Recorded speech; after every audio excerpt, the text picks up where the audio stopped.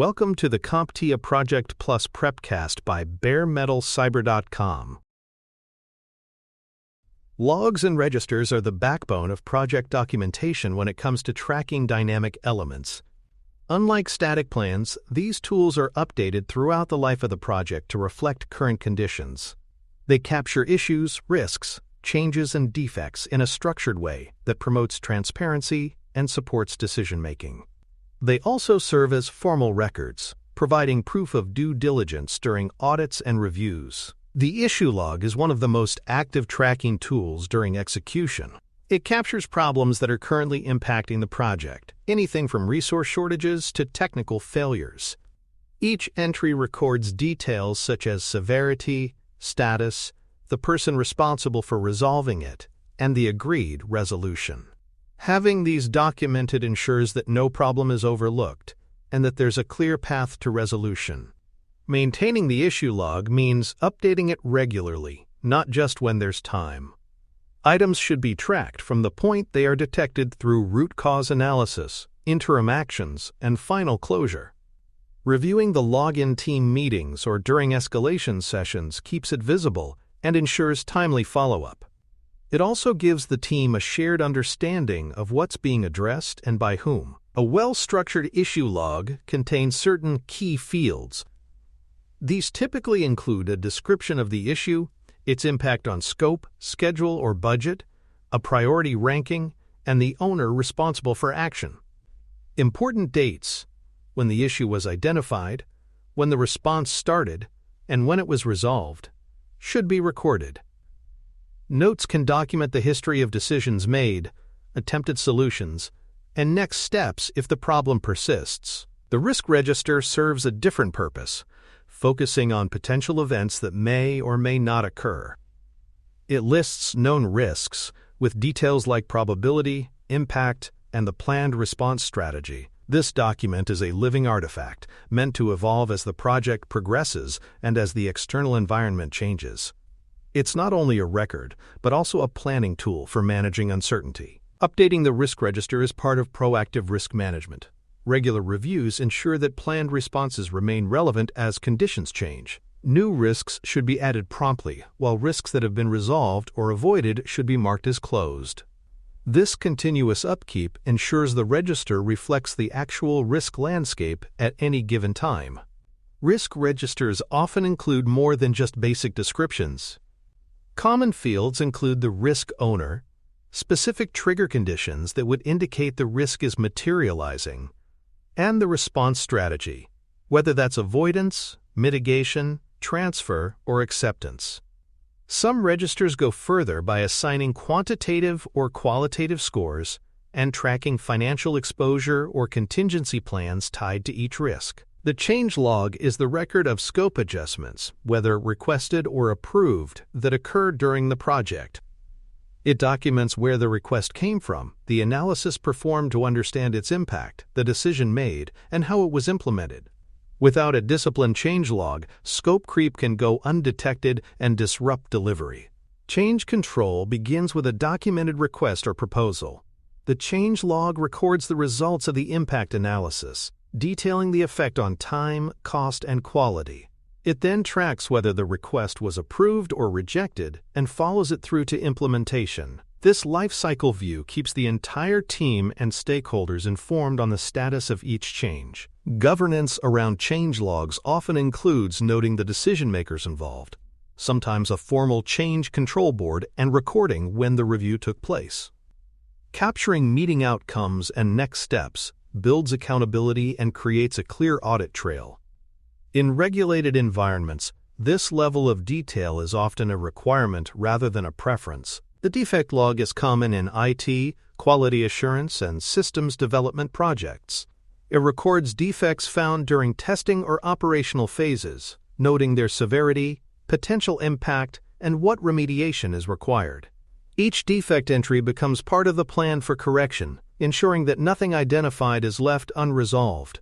Defect logs play a central role in quality assurance and user acceptance testing.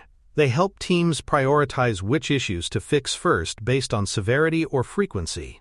They can also reveal patterns, such as recurring problems in a certain component, that point to root causes needing systemic correction. For more cyber-related content and books, please check out cyberauthor.me. Also, there are other prepcasts on cybersecurity and more at baremetalcyber.com.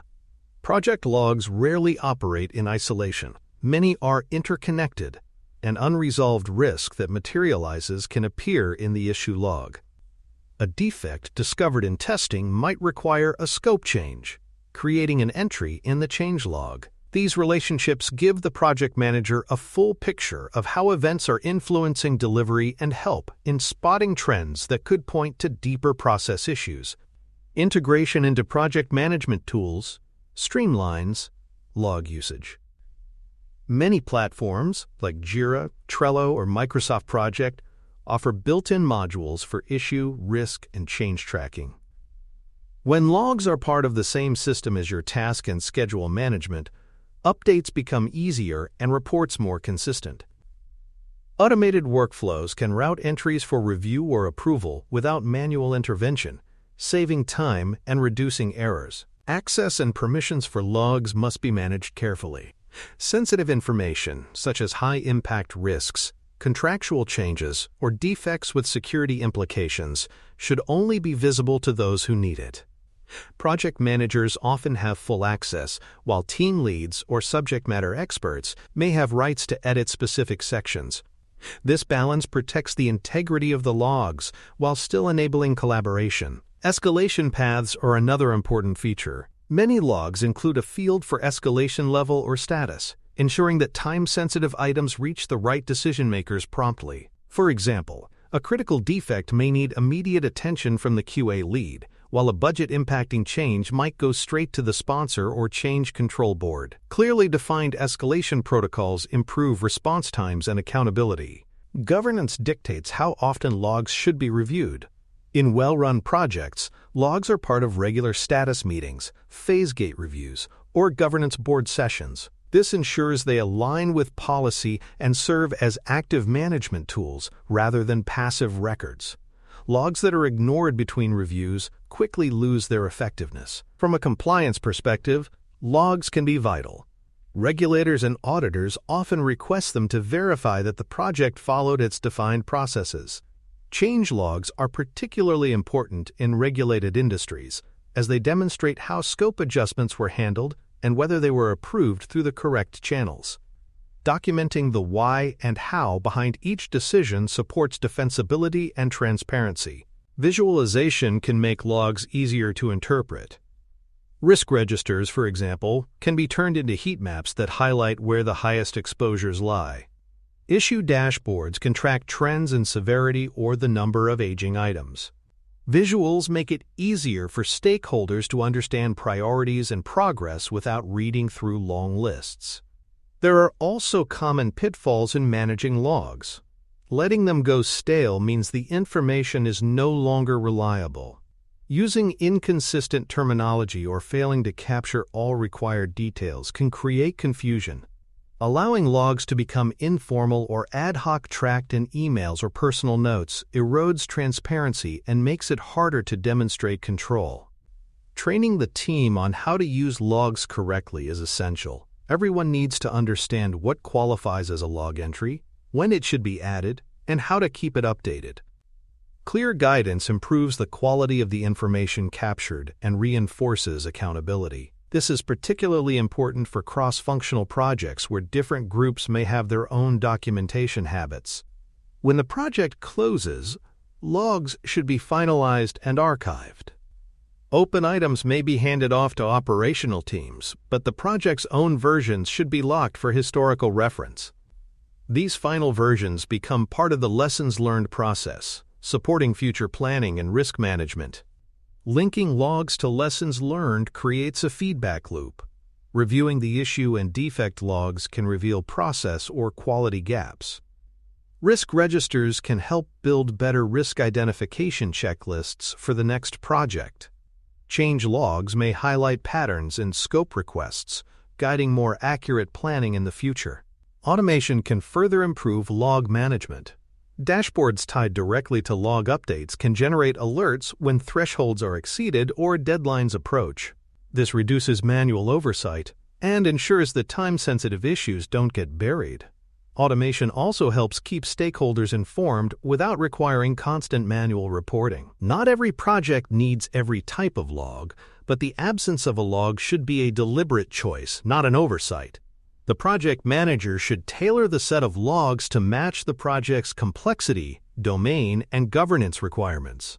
Simplicity is valuable, but it must never come at the expense of visibility or accountability. By managing logs and registers effectively, you create a living record of project health and decision-making. This supports better control during execution, clearer communication with stakeholders, and a strong audit trail when the project is complete. Thank you for listening. Please follow baremetalcyber.com on social media and check out our books at cyberauthor.me.